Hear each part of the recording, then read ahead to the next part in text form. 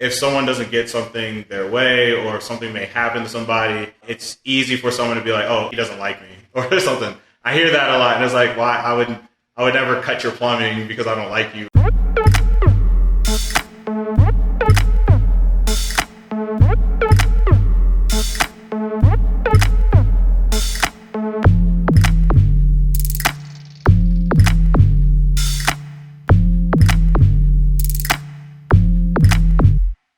I often wish people, and I think all PLs would agree with this, but it's just like assume good intentions. Naturally in our world, we can't always explain exactly why, or sometimes I think you assume you don't need to. Like you would just expect people to understand, like, hey, I try to do the best I can, or it may not even be in my control. No one is going to really sacrifice their lives for a year to model community and just genuinely not care or have malintent. You know, as a PL or just me personally on this journey, when I had really low or dark moments, it was like, you know what?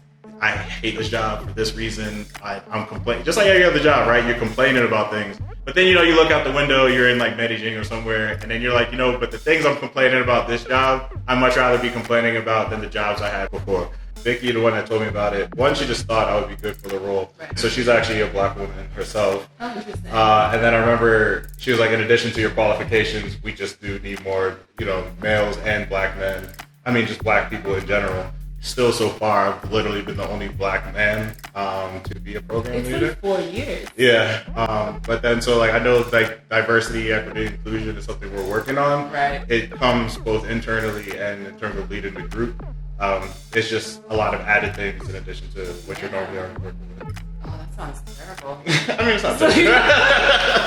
I feel like having peers is so important. Yeah, I mean, that is true. In addition to being black, I'm also Latino, right? There are several like Latino PLs. Those would be the ones I relate to, but then actually, in terms of the black experience, I feel like that's actually what allowed me to bond better with like people like you and then the other like women of color in the program, because those end up definitely being your peers. That's who you got. You know what I mean? So, and you're Jewish. You have some Jewish people. Yeah, exactly. I wonder your needs of being that. Exactly. I'm like a minority of minorities and everything. So I think early on in life, just having to adapt to just the world at large, that, you know, it's like something I learned to like live as an asset. But it's not to say that it's all great. It does become stressful at times, or to make certain things harder. So what do you think you've learned the most about yourself from doing this program? I think one thing that I learned about myself is how open I can be. There used to be 2 program leaders per program. Traditionally, there tends to be an experienced person and an operations person. And I was like, cool, ops, I'm gonna do that. You know,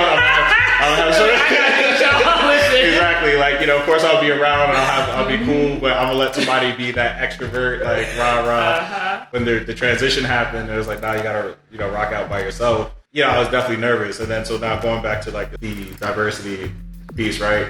I haven't seen, there weren't any black men before me. Obviously, we're not like a monolithic group. Like, there's different types. But at the same time, our identity does impact the type of flavor and style you kind of come in with. Me coming in and then seeing a lot of people not like me, not probably running programs the way I would run, so it's not necessarily bad, but it's nothing I can't nor would want to emulate. How then now am I going to be this more like experience-oriented person, because I have to do that, while also doing something in a way that I haven't seen and the company hasn't seen and the group, I don't know, may or may not be used to, because again, if they're advertising it one way, there's definitely like worry and like fear, but at the same time, still confidence. At the end of the day, when you have a community, like these are all your people, you know, for better or for worse. Just like family, you don't choose who's in it. From day one, I remember at orientation, I was doing like a speech at the end, and I got like getting choked up in front of people, and I was like, I don't even know these people yet.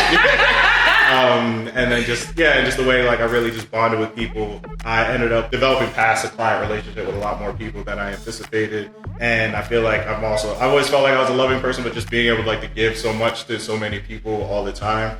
Not to pat myself on the back, but you just kind of like proud of myself, like, you know, because I still remember when I was anxious and nervous and like, how am I going to do this? Is it going to be right? The reason I'm doing this is because I want more people in college to do the program. Right. And I do wonder, do you think there's a lot of struggle and adversity with things, like to be those groundbreakers? Yeah. Even if we're not doing it, even if you don't see a lot of us, that's all the more reason we need to be in there and we need to represent. There will be adversity, but I don't think, again, it won't be outside of the adversity we face in the world, in our daily lives, whether it be going to predominantly white schools, predominantly white offices. That wasn't there in the early days, but I do think it's getting a little better. There seems to be more awareness, rolling out DEI trainings and making sure remotes that sign up that they are aware what will or will not be tolerated. If you are somebody of color, I wouldn't lie to you and say it's going to be easy, but at the same time, I don't think this is any worse than the real world. And in some ways, I do think it's better. Like, there's still definitely some problems, but I do think they should definitely join the program and shouldn't worry about like having any extra struggles. It's a year-long program